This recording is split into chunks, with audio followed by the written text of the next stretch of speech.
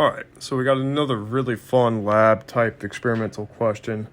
I mean, the questions in the back of this chapter are just a lot of fun. It might be a little lengthy, but a lot of good data. So the statement is, electrons undergoing cyclotron motion can be sped up by increasing the magnetic field. The occupying electric field will impart tangential acceleration. This is the principle of the betatron. One would like to keep the radius of the orbit constant during the process. Show that this can be achieved by designing a magnet such that the average field over the area of the orbit is twice the field at the circumference. Assume that the electrons start from rest in the zero field and that the apparatus is symmetric about the center of the orbit. Alright, so if we draw this out, what we see here is that we have the apparatus above and below that produces a B field, the lines going down, the electron orbit with some radius s, and we want to keep that, twice as much.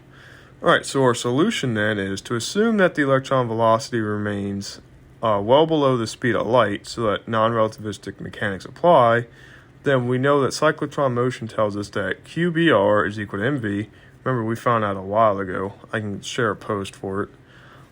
So if we take the time derivatives, because we want it to remain constant, what we see here is that we get QR dB dt is equal to m dv dt, but we know that dV dt is equal to ma, which is equal to the force, and the only force here is the electric field that's occupying it, and we know that that's equal to QE, so cancel Q, and we see that E is equal to R dB dt.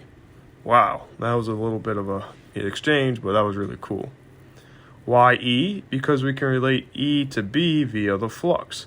Recall that E is equal to the closedline integral is equal to the negative derivative of flux with respect to time. Here, since we're looking to keep the circumference here together, we have 2 pi capital R for our closed integral, and this is equal to the negative flux. So if we solve this for E, we get negative 1 over 2 pi r dphi dt, and it's setting the force equation with the flux equation equal to one another. Now we can see that dB dt is equal to negative 1 over 2 pi r squared dphi dt. Alright, that's pretty easy to deal with, but as you see, we have a 1/2 or a 1 over 2 pi r squared when pi r squared looks like an area. We'll go ahead and see what that does. So if we integrate both sides, what we see is that applying the initial condition, see that B R of t is equal to negative 1 over 2 pi r squared phi plus k. Okay, and if we go ahead and factor that 1/2 out, what we see is that we get negative 1/2, 1 over pi r squared phi plus k. If at time equals 0, the field is off, then we can go ahead and plug in 0. We see that the phi is 0 because phi is equal to the area integral of B, but if B is 0, then phi goes to 0, and then we see that since that is all equal to 0, K is equal to 0. Pretty easy to deal with. Just remember phi is a function of B. And at the circumference, the magnetic field is B of R is equal to 1/2, and then here we have 1 over pi r squared integral B dot dA. But again, dA at the circumference is pi r squared. Okay, so this set up perfectly.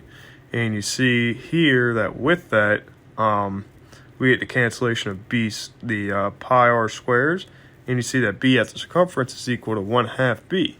So half the average field over the cross section of the orbit. That is amazing.